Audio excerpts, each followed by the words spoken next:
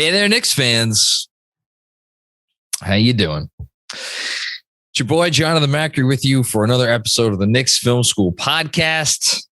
Coming at you on a Sunday night. It's only December. It's getting late early. Christmas has come early. And what has Santa left us all in our stockings? Do you get... Jeremy, no, Jeremy, we don't. No, hold on. Ask, we don't. Okay, but the coal? No, you don't get coal if you're bad. No, you don't. No Okay. stockings, no coal. What is the Jewish Hanukkah equivalent to coal in the stocking? Guilt. Just lots of guilt. That's all it is. Well. I don't know that I do. I don't know that I have any guilt right now over this Knicks season. Although I guess I do a little bit because I was, although maybe I was not quite as high on them as some other people. I did pump up this team something fierce. Don't give me that look, Andrew. Come on, that was one Patreon pod in which I had to pick somebody for third in the East. Those were the official Patreon predictions for the 2021-22 seasons, John. In which you said they would be the third seed. Yeah. Okay. So then I should fail. I should have formally introduced Andrew Cohen. Wow. Andrew Cohen and Jeremy Claudio. Yes. Jeremy Claudio. Andrew Claudio, Jeremy Cohen. See, I'm all thrown. This is what happens when I've spent the last, 8 o'clock.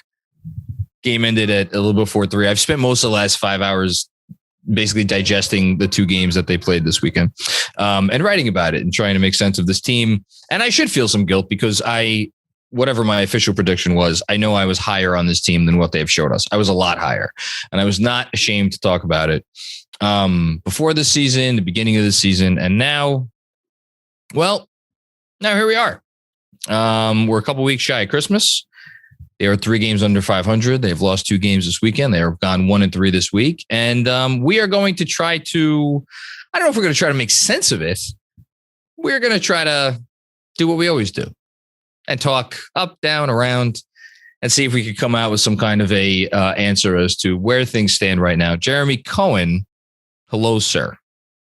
Hey, John, I hope you digested this game better than Evan Fournier digests a steak. Because this was a scheduled loss for me. So I wasn't expecting much, and it's great. Obviously, what we saw in one of the, maybe, I guess 2 of the young Knicks, one of whom who will most likely not be a Knick for that much longer, but another who hopefully can be a mainstay of sorts. But yeah, this just, last week we said we wanted to explore what this week would look like before it was bad. And we talked about how it was rock bottom. And I don't know if you've ever seen the Simpsons movie, but it reminded me of when Bart says, "This is the worst day of my life." So it's like, this is the worst week of the Knicks season. And it's like, this is the worst week of the Knicks season so far. And it's just this sort of thought process of like, could it get worse? 100%. Oh, it absolutely could get worse. So say, rock bottom, that I feel like you don't know what rock bottom is until you've pulled yourself out of rock bottom. We have not pulled ourselves out of rock bottom. We, of course, being, I guess, fans, you could even talk about the team, because the team certainly is not, they're free falling. I mean, started 5-1. They're 12-15 now. That's 7-14. No. Yeah, they've lost 2 games. 21. Yeah, they've lost 2 games for every game that they've won since the 5-1 start. And just a couple of numbers I'll steal from the Monday newsletter. They have on the season. So actually, let's go back even a step further, because I wrote for Monday that last season they arrived at something of a crossroads right around this time, not this time of year, but this time in the season, because the season got started late last year. And they were 3 games under 500, just like they are now. And they decided to make a trade. And they traded for a not so young man by the name of Derrick Rose. And then the rest of the season happened, and we don't have to rehash that. Their net rating at that time was minus 1.1, I believe, minus 1.2, something about thereabouts. And it's funny because, Mike Breen has been saying several times on the broadcast over the last, probably really the whole season, but especially the last few weeks, like, well, this team's record is better and they're clearly better, but there's something about it that's not the same. They're not fighting as much. And now I look up today, their record is not better. They are 3 games under 500, just like that team. And their net rating is worse by nearly a point per 100 possessions. And then if you take away the 5-1 start, it's negative 4.7, which is not a far cry since November 1st from the Houston Rockets and some of the other teams that are not trying to win games this season, which New York is very much trying to do. That is the reality of where this team is at over the last, and again, we're not talking about a sample size of 2 weeks, 3 weeks, sample size of 3/4, actually more than 3/4 of the season. So that's the reality right now. We could talk about the reasons for that reality and maybe some of the ways to try to fix that reality, or potentially some of the ways to take advantage of that reality and maybe pivot in some other directions. But I will, again, just turn it to you. And I'm feeling like this is pretty bad. I mean, it could get worse, but as far as like all of what we've been doing for the last several weeks, which is like, well, fix this and you move this piece over here and you maybe we're this thing away from that, I'm not there anymore. I'm in whatever the next stage is. I want to check in with where you're at. Well, some nights it feels like there are signs of positivity. They don't feel very common. It often feels like shuffling deck chairs on the Titanic. Yeah. And again, it's the sort of thing where this past week, right? You are the Knicks and you beat a surging Spurs team. And you could look at the Spurs record and I think it would be misleading because the Spurs had just had a string of very good games. That was a great win. And then they go into Indiana and they just pooped themselves. I'm realizing now it could be an Evan Fournier joke, but that wasn't what I meant. And granted, I get it. You're traveling on a back-to-back game. You're getting into Indiana at a very late time. You have to play. It's rough, but there can only be so many excuses. If players are not doing well, if they're not feeling well, then next man up mentality. I mean, we talked about a Big 15 all last year. Guys stepping up. Players are not stepping up. The players that need to step up are just not doing so. Then you go to Toronto, and what looks like it's going to be a blowout then turns into a gut-wrenching loss that just sucks, right? Can I ask, hold on. I'm going to stop you for a second. Was it gut-wrenching? Because Andrew saw me on the playback, and I was obviously living and dying with every possession, but I think the part of the Toronto game actually broke me because anybody who watched the playback, which we did, I think you saw that I don't think I ever believed that they were going to win that game, even when they had a 1-point lead with under 2 minutes to go. When I say gut wrenching, what I mean is every single time they cut it close or even managed to take the lead, right away it was snatched from them. Yeah. So it wasn't like, hey, the Knicks deserved to win this game. It was a miracle that they were hanging into it and they did not come back. It's more that it was like every time that they took a step forward, they immediately took a step back. And then when you see the Raptors get 4 offensive rebounds in a row, and then Gary Trent Jr. sinks a 3, I can't really remember the last time I was that angry about a play. And at that moment, you're like, it's over. And then of course, Randall attempts the shot and it goes in and out. And I will say, I feel bad for Randall in the sense of a lot of people were being like, how are you smiling? And it's like, oh, I don't care. We've seen it to the point where it's like, it's just disbelief. Like, I can't believe it went in. What else you do? But that sort of thing. And then of course they just come out flat. It's a day game at MSG against the Bucks. I understand, but they look lethargic. They didn't look like they wanted to be there, except for Quentin Grimes, who clearly did want to be there. And that's the thing. It's like, if this team were playing hard, if the effort were there, I think we could look the other way for some time. But it doesn't seem to be there a lot of the time. I mean, Mitchell Robinson posts on Instagram +6 in the plus minus column. And then he's saying, I got to do better. And then he's just jogging up the court, barely. Well, that's even a debatable to say. There's clearly something going on with this team that there needs to be something to snap them into shape. There needs to be some sort of thing that gets them motivated. And it's basically one of two things. Number one is it's a coaching change, which is not going to happen because the Knicks are not going to fire the reigning coach of the year. Nor should it happen. Even look, we can have problems with ways that Tibbs has gone about things. You can have those issues. I'm not going to stop you. But the point is that is not the solution right now. Future's the future, whatever. It's a long-term thing. We can talk about it another time. But right now, it is not dealing with Tibbs. So it's a trade. That's basically what it is. We'll get to that later on in the episode. But just with summarizing this week, last couple weeks, the whole season, I mean, the offense has felt like an issue, but it's also the defense. I mean, the offense this week has felt kind of worse, even with Burks being in there. And yet you look at cleaning the glass, and over the last 2 weeks, the Knicks are 29th in defensive rating and they're 17th in offensive rating. So even though it might feel like the offense, and it did to me, certainly with the Raptors game, I mean, the evidence is right there that the defense is dying, and it's hard to do when it's hard to it's hard to have a successful offense when you don't have a lead ball handler who can excel in the half court. And it's hard to have a great defense when you are not getting significant production from the center position and when your perimeter defense is crap. So, this roster obviously has holes. There are cracks.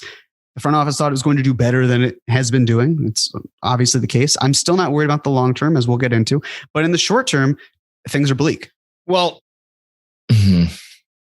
okay, I could go. You mentioned the long term. I'll save my thoughts on the long term for a minute. I do really want to hammer home. So over the last, what is this? Over the last 3.5 weeks, if we go 4 weeks, it's since the nice Pacer win that they had, 92-84. That was a good win at home where they beat Indiana. Since then, their wins have been against Houston, in which they played one of their 3 or 4 worst games of the season. They beat the Lakers at home on national TV, in which they blew a 25-point lead. They beat the Hawks in Atlanta, in which the Hawks hit under 25% from 3 and just ran out of gas in the fourth quarter. And the Knicks didn't. Knicks didn't run out of gas. Give them credit for that. And then they beat the Spurs in a game, as you just mentioned, where RJ Barrett went 7 for 8 from 3-pointer range. And they generally, as a team, shot the lights out from 3. You mentioned the offense and you mentioned the defense. To me, the offense is actually more or less what the front office probably envisioned, which is a team that takes, as you've talked about, like kind of trying to peer behind the scenes. They take a bunch of pull-up threes. They are a team that lives and dies by the 3. They have stepped into modern times, as it were. Hasn't worked out so great for them. Their shot profile is a good shot profile. They live pretty much behind the arc and at the rim, except they're not succeeding from those ranges because of the players who are, well, they're really not succeeding at the rim. From behind the arc, it's been hit or miss, but it doesn't seem, there seems to be a jankiness to their offense, other than when the full bench mob is in there and when, let's just say it, when Obi Toppin's in there. Obi Toppin is the closest thing they have, I feel like, to an identity, because a good identity on offense, because when we see him in there, it's the whole bench mob. And whereas if it's just Quickly or it's just Rose or it's just even the 2 of them with some other players, it's not always, it doesn't always have that verve. When you put Obi in there and it completely changes the complexion of what they do, that's when things start going good on offense. And the numbers, my God, do the numbers back that up? On defense, you said it with the center position. It's not just the center position. You want to? I have a couple. You want to hear a couple fun stats? So, what's that? I'm all ears. Let's do it. Of course you are. On paper, just without any context at all, Mitchell Robinson is the worst of the 2 centers this season. His on-court defensive rating in over 1,000 possessions is 114.3. It would be worse than the worst defense in the league. Not far behind, 113.1. The Knicks with it. So that number, by the way, the Nerlens Noel on-court defensive rating number, it's the same as when New York has no center on the court. So basically, all the hullabaloo about, well, the Knicks can't play Randall and Toppin together because the defense will suffer. Well, no, it hasn't suffered because the number is the same as when Noel's on there, and it's actually better when Robinson's on there. By the way, shout out Taj Gibson, on-court defensive rating number 90.3. How you like them apples? I like them apples. Now, Mitchell Robinson without certain players on the floor. What do you think Mitchell Robinson's number is without Kemba Walker on the floor with him? Do you think it's above or below 110? Defensively? Yeah, defensively. I think it might be above. It's a little below. It's 109.1. Mitchell Robinson without Julius Randle on the floor, 108.3. And then here's the one that raised my eyebrow when I saw it before. Mitchell Robinson without Evan Fournier on the floor, 105.9. So, yeah. It's the steak. It's terrible steak. The steak has gone bad. How did nobody do the wait, like a gift from like Waiting, the movie with Ryan Reynolds in reaction to the Fournier steak news? Am I the only one who remembers that movie? I didn't see it. Andrew remembers that movie. That is a very cult classic. I don't think a lot of people have seen that movie. Really? To be honest. Yeah. Go see that movie. It's a good movie. It's funny. It's funny. Yeah. Anyway, there's a scene with steak. I won't get into it anymore. I just feel like the only defense Evan Fournier played this week was against his colon. Like the only offensive firepower he had was against his toilet. There's just disgracious. And I think for me, I'm not even going to follow up on either of those comments. I hope he has good toilet brush. I think for me, what it really crystallizes is it's two things. It is the center position, obviously. The center position was the fix-all for other breakdowns that happened last year. It is not only is it no longer a fix-all, but it is having breakdowns of its own. Nerlens Noel has not been universally bad. Mitchell Robinson has not been universally bad. Mitchell Robinson is struggling with conditioning, transition, guarding in space. Nerlens Noel, not fully healthy. They have been probably average to below average defensive centers. When you combine that with the fact that the Knicks took their perimeter defensive identity and they turned it into a 6-foot guard with lifts in for the first 2/3 of the season. And then Evan Fournier, who does he have moments of playing good defense? Sure. But when he's on the floor as much as he is, what it does to your defensive identity when combined with when he was out there with Kemba, and then let's just say it, Julius Randle, who has been a shell of himself versus last year defensively. And then you add up all of those things. And what did I just name? I just named the starters or the centers and then 3 starters. Or again, Walker was a starter for most of the year. And you look at the bench defense is great. So that's why when you said, the two options, fire the coach or make changes, to me, the notion about the coach thing is, unless you want to get on him for rotations with or starting lineup decisions, which clearly he's trying to figure this shit out. It's not the scheme, because the scheme's working when the backups are going against other backups and sometimes when the backups are going against other, opposing starters. So to me, that's really where at the core of it all, it comes down to. And the offense, it's like, I didn't think this team was ever going to be a great offense. Thought it'd be a good enough offense, and they haven't been good enough. Yeah, and just to be clear, and I know you're not insinuating this, I am by no means advocating for anything to do with a change at the head coaching position. No, I know. It's more just like I know you're not. That type of thing where it snaps you into place, and but it doesn't matter because they're not going to do it, and I don't really want them to do it. Not even I don't want them to do it. But yeah, again, they sacrifice defense for offense to a greater extent this past offseason, with the hope that the defense would also stay as it is. And it's just crumbled from there. So, we'll get into that more a little bit later. Should we give game ball and then detention? Yes, let's. So game ball, I'll take one, you take the other. Who do I want to praise? Andrew. You there? Yeah, I'm here. What's up?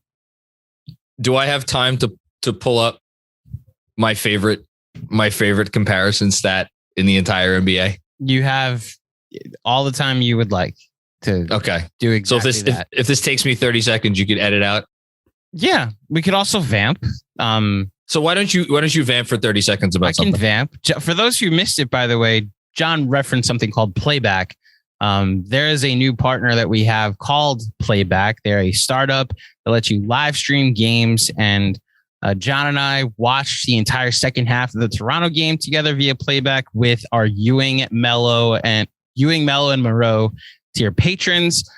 Jeremy and I watched the second quarter and the fourth quarter of the Bucks game today on Playback. We're going to be live streaming on Playback the remainder, or at least while they're still a startup, but for going forward for a while, we will be utilizing that through our Patreon. So if you'd like to, watch the Warriors game on Tuesday with, not Reggie Miller, or get our reactions to the dumb things Reggie Miller says, because the game's on TNT, join John and I for the Knicks Warriors game through our Patreon. Again, the mellow tier and up. So that is a plug. Is that a long enough vamp, John?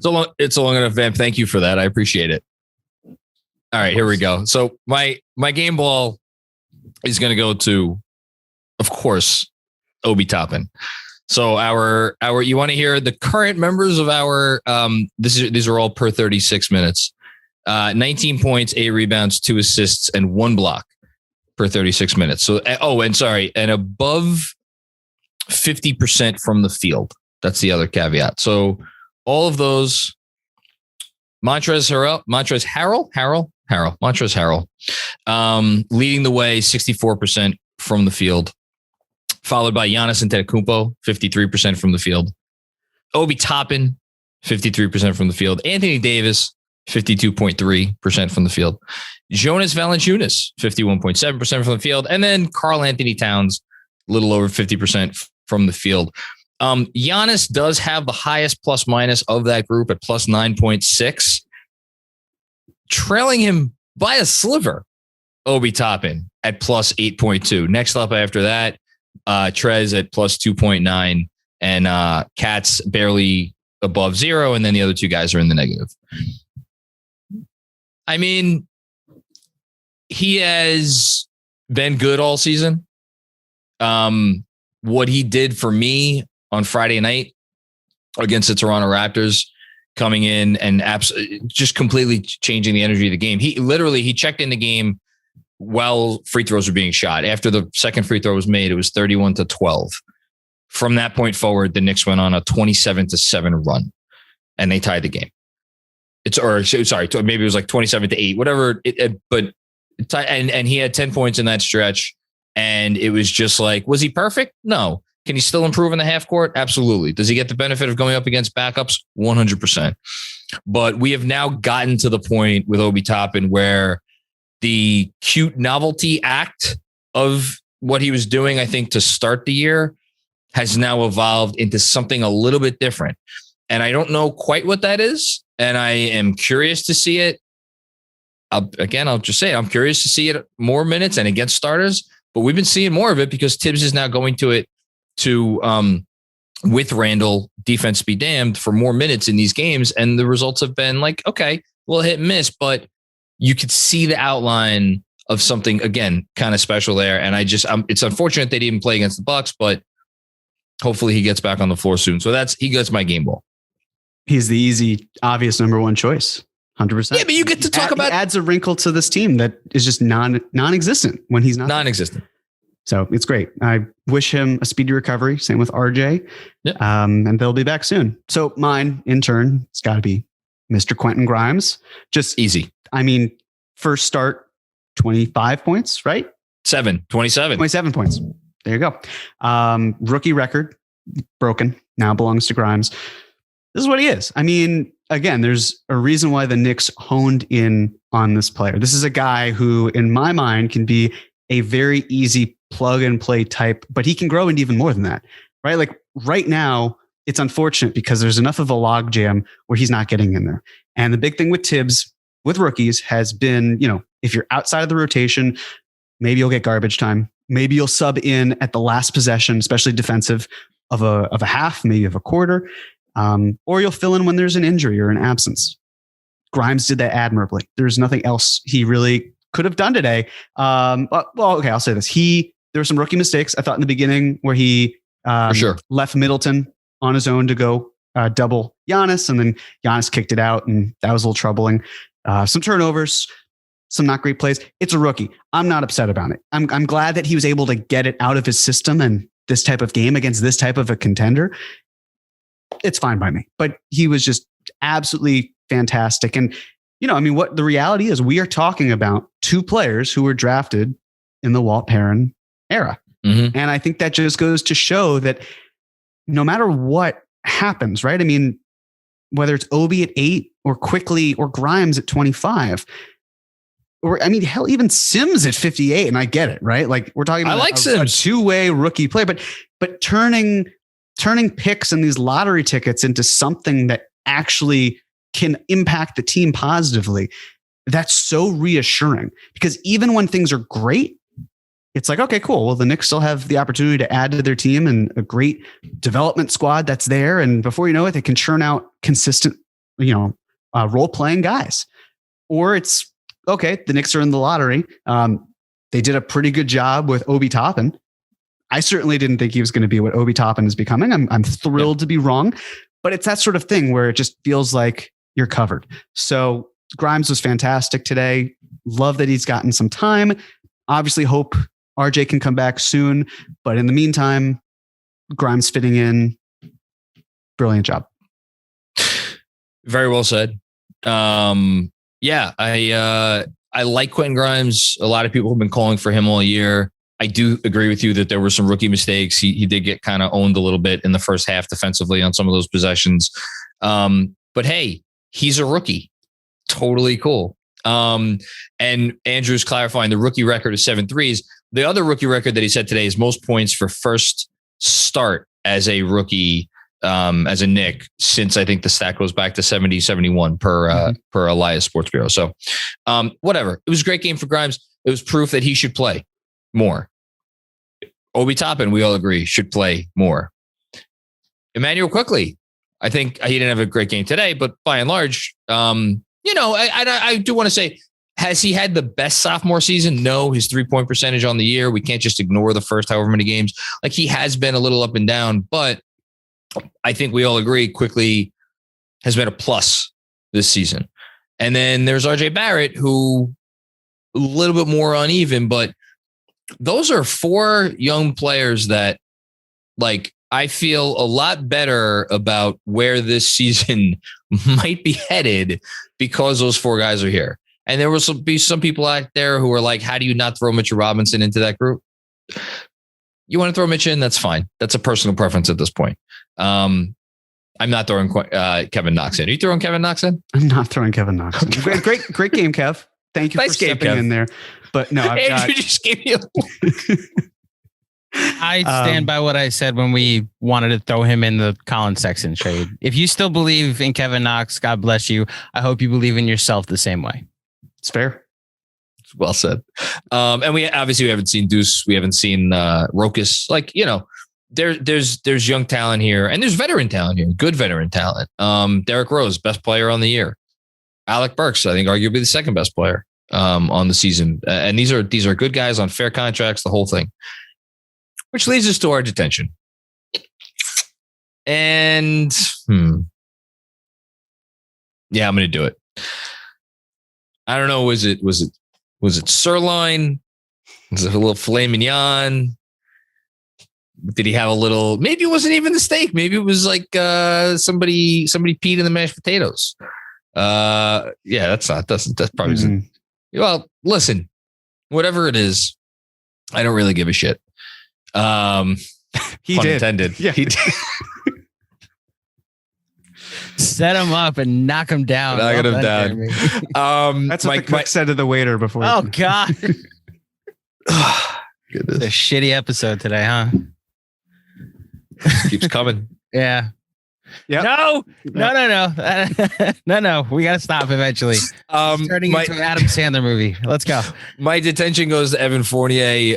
Since Kemba Walker left the starting lineup, Evan Fournier with him on the floor, the Knicks are getting outscored. The Knicks overall net rating since they benched Kemba is -6.1. With Fournier on the court, that's a -14 100.9 in 213 minutes with a 105.8 offensive rating and a 120.7 defensive rating. Bad. Now, that said, I left you a pretty good one for your detention because the off-court numbers. So Knicks, there are two Knicks over the last again since Kemba has been benched, who the Knicks have a positive net rating when they are off the floor.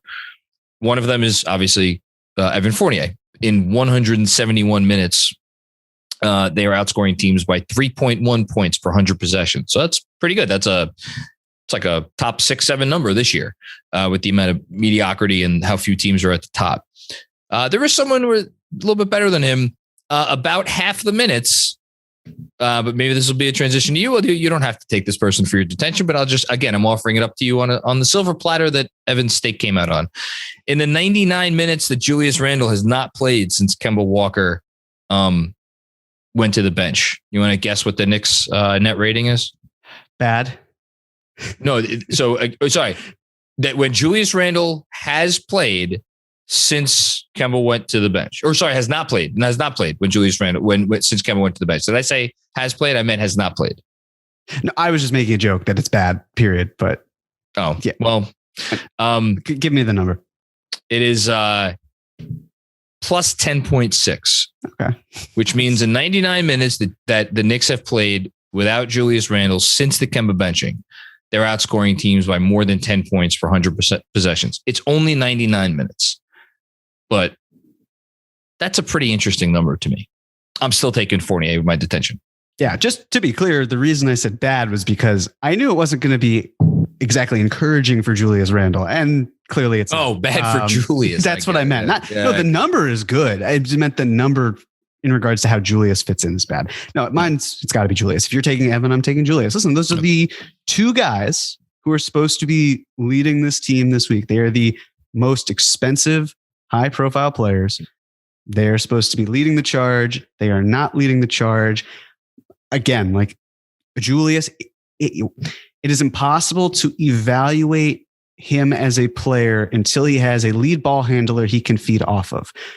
That being said, the role that he's currently in, we can evaluate that. And it is not going well, period. The stat I think that you just laid out, perfect example to that.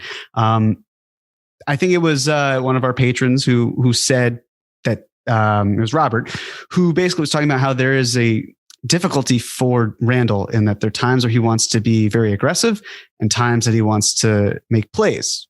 And he doesn't seem to know when the right time is for each one. And it kind of just blends into this messy, situation that doesn't really help anyone. So, again, if it starts at the top, and by top in this case, I'm saying player wise, then it has to be those two. Yeah, I feel badly that the season has kind of come down to those two guys underperforming, and they have kind of become target A and target 1A and target 1B. And I think the reason I feel a little bit bad is because, as you've talked about a lot with Julius, and I think should at least probably be acknowledged with Fournier, is these are not guys who are probably playing in their appropriate roles for an NBA team. And, is that an excuse? No. You should still be better than you are. But it is, I do at least want to offer that as an acknowledgement. And look, Julius played so far above his head last year, and it helped get him the contract that he got. Andrew, miss anything? Predictions. Oh yeah, predictions. Oh, well, I won again, 3-1. 1-3. I'm 3-0 over the last 3 weeks after Jeremy started out 4-0. So it is up to me to try to tie things up this week. And again, I pick first. So the Knicks games that they play this week, they only played 3 games. Warriors Tuesday, home. The game that Steph Curry is going to break the all-time threes record. That'll be fun. Knicks at Rockets on Thursday. Rockets had won 7 in a row, and then they lost to someone. the Milwaukee, I believe it was Saturday night. I could be wrong about that. And then the Knicks finish it off by playing the Celtics in Boston. So sorry, they're at Houston and at Boston. I'll take the low-hanging fruit. Again, I'll go 1-2. Of course. I figured you would. It's the smart call. Man, 0-3 could truly be realistic. It really is. How they're playing. If I were you right now, I would say 0-3. But I'm not you. Right. Man, this team just feels broken in a lot of ways, but 0-3 is... I mean, look, regardless of what happened, first of all, crazier shit happens than them coming and beating the Warriors. That could happen. I'm going to just say 2-1. Okay. I think that's there's a margin of error. It happens. Was this close to beating you this week for what it's worth? It was a Randall 3 in and out, but I lost. So be it. Again, I hope you're right. I hope I'm wrong. I think I've made it very clear where I stand on where this team is at right now. And it's not a great place. Okay. On that note, everybody, thank you, Jeremy. Thank you, Andrew. And thank you everybody out there for listening to another episode of the Knicks Film School Podcast. We will be back with you with more fun and games. Me and Jeremy will next week. In the meantime, we got a great episode for you coming up on Tuesday, tomorrow, in which we preview the Warriors game, when surely nothing bad will happen. And on we go. And in the meantime, have a great week, and we'll talk to you soon.